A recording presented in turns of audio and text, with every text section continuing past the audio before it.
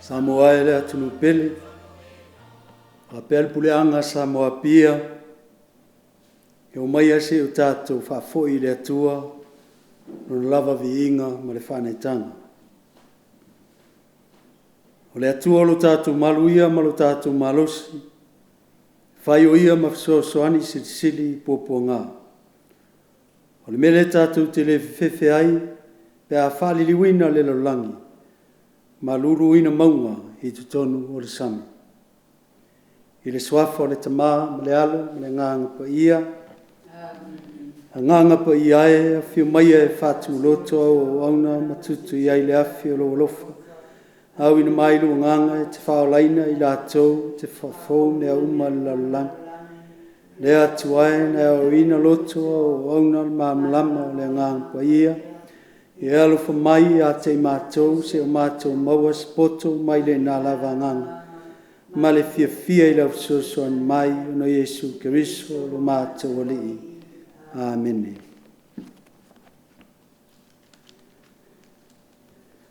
Ia whatasi le alii mautou, ia whatasi o ia malo nganga, o le folfolanga mai le evangelia pa ia aluka. Ia li ia vi ia oe.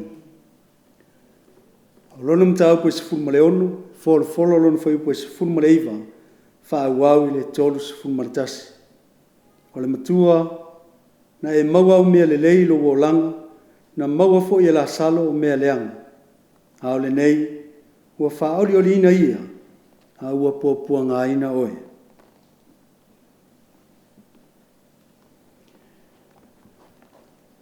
O le tastanga ta mauoa na ofu i le ofu pauli ma le iwa vai. Ua tali le leia lava ia i aso uma. Le tastanga ta mativa fo i ngoi ala salo. Ua taatia i lona whaitutoa, ua lilo i le papala. Ua mana o tele o ia, e ai mo moi mea, na pā uifo i le lao ai ale mauo. Ua mai ta i whau, ua eto o na papala. Ua fo i noti o le tangata mativa, na vea lea o ia e angelu le i tafa o Abraham.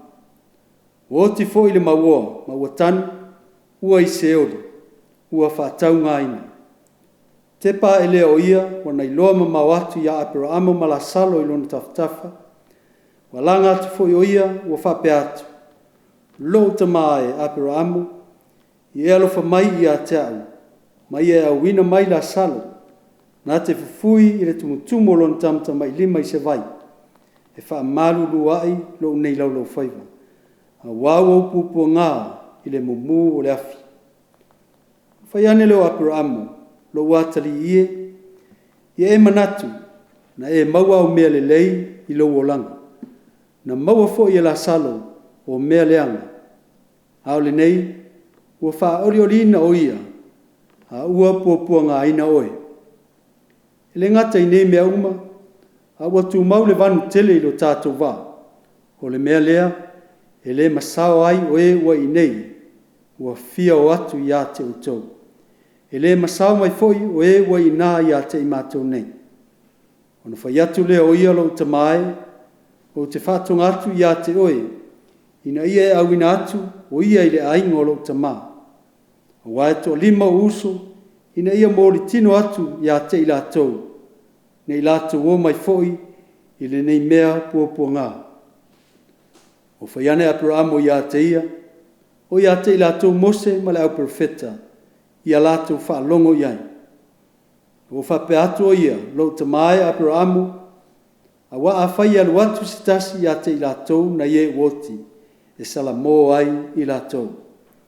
O whaiane Abraham o i a te ia, e a whai lātou te le whaalongo i a Mose ma le au profeta, e ui lava ina tu mai sitasi na ie woti, lātou te le tari tonu lava.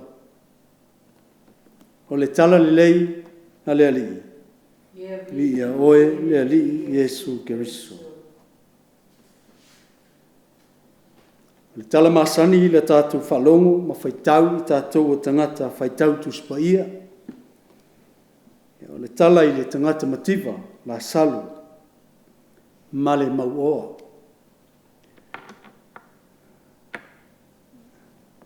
E esi tasi o o, ma si ona tō lua, ma sona atalii, pea ma le iwa te usanga. Sa la valawina e maua e mātou te whaiainga i se tasi o awhiawhi i le whaleingo a vai. Sa lo mātou te taunu i le whaleinga ua tea le valu o sa vali le iwa pea. Sa lo le mātou solo mai le me paka i ta vale. O lu whale le unga lii malola alu. Ia mau muri atu ai. Sa au vai ai se tamaititi o lo tui le whaituto o le whaleinga. Ia mau ngani mai e whatau le awhitusi. Ia sa au vai e le nā taimi o se taimi ua whasolo ina tu nevale le awhiawhi. Lea lava e tū le nei tamaititi po whea sa whatau o loa i le aso ato. Lea e fōlinga ua tū le whaituto o le whaleinga e whatau ai a mea ma le mara whau. Ina ia maua ai se mea ai. Walu le aso o whea rua i manei mea. Sa wan pea mou mawhau i le tamaititi o lo tū le whaitutoa. Walo manatu, talo whai, ai po aini mātua o le tamaititi. Nau tō sau whafo ina ua ngalo le telefonu. O umale a fitusi. Ua whala la mai a te au mea viri te linga. Pe tai no fo i mai le tā vale no to yalu tutonu. O te lei te la noa le tamaititi le nei. Umono mātua ai. Ia, ona mātou o mai lei whafu. Ina wa umana ai. Ona nofo leo le tamaititi le tama leo ngā li le nei na walau lia i maua. Ma whai ilo na tina. E toi oka se mea ai, sana mea ai e ave le whara. Ia, ai e masania i leo ngā li ona toi oka leo le mea ai. Tuu i le tamaititi o le mea ai e ave le whale. Ai ai. Peitei ane. Mātou te uru whafo ma le whare ai. Whatau tue mana tua le tamaititi. Ina ua lea e na tui whai toa le whale ainga. Ina ua nofo le tamaititi le nei matuu i ai le mea ai sa whatau mai te tono le whale ainga. Nau tū mo mawhau. Wa ule tangata ua whaalua, whaatolu, ua whaafā. Ona au whepasi a i lumo le tamaititi mo mawhau. Talo whai. Pete iane, leisa unga lue ngā lofa na whaia i ai. Ana le whaia le tamaititi le nei, le tama leo ngā li le nei. O te le la ngona i fo i lo lotu. Wa uli tangata sa te tau o whaia le mere. O le tala o tātou whaitau ma whaalongolongo i le nei. So e fōlinga e. E whapea ina fōlinga o le tala lea. O le tangata mauoa. E uru fale, ma uru fafo, uru fale, ma uru fafo, uru fale, ma uru fafo, ma ilona fale. Le aso atoa, a whai e whaatolu whawha, na uru fale ma uru fafo na ilona fale. A o le papala lea, po le mativa le nei, po le tangatolo mo mia se fesoasoani e taatia i au tafa o lona whaituto. Whamatai se ai na te leiloa. Whamatai se ai po ngisai ilana vaai, le tangata o lo mo mia se fesoasoani. O le moni, e leo whaalea o ngā ina e lo tātou wali o Yesu Kiriso, la tātou sa ilinga manuia whaaleo langa le nei. E leo whaalea o ngā ina e lo tātou wali, lo tātou o sa ili le oa ma le tamau ainga. Le anga o le au auna e au ngā mo i tātou, tautua ina lo tātou o langa whaale tino, whaale asu, o mea e whai o mea uma, o se au auna e siri o nā ngā. Peita iane o le avea o le oa le nā ma le tamau ainga e pōngi sā i la tātou vaai. Ie o lo mo mia le tātou soson. O le winga le nā o le tala le le. Awha pe feo no ule iloa le tangata o lo uru fale, o lo tū le whaitutoa, o uru fafo o lai tū le whaitutoa. Le tangata i te uru fale mai uru fafo o lai ta oto i lo whaitutoa. Wa lilo ia le papala, wa mo mia se mea e ai. Ai whai mai e. Ua pasi loa ai le vaai. Wa noa fo i le whaalongo. Wa loa i le vaai. Lo lato au ngani mai. E se wo le tāu o le neife au mo i tātou. E mo i leo i tātou ni milionea. E leo i tātou ni tangata mau mea. A o le alofa. e whaatino i uso a tangata o le mea sili leo na tāua i le finangalo o lo tātou atu. O te whawhetai le nata mai titi le naso. I le mawhai o nei o mamoli mai le loto o le whai loto, le mea e te tau na whai. Wai la aunga i pēa lava pēa i le aso ma le aso. A le fo ieo o ai le whai loto e solo atoa i lana vai. I le tamai titi o lo fia maua se mea ai ma se fesoa soani i le atai. Se whea e tāua fo i mo i tātou, tele fo i o teimi e, solo atoa i le tātou vai nei tangata e mo mia se fesoa soani. Ia o no teimi o solo le lei, ma so longa le lei elu tātou so i fuanga whaale aso. Ia se whea e tāua mo i tātou. Ia o ngā le tamau ainga, e whaasoa i le alofa, mo nai o tātou uso a tangata. Te o tātou vi atu i le atua i sona vi inga.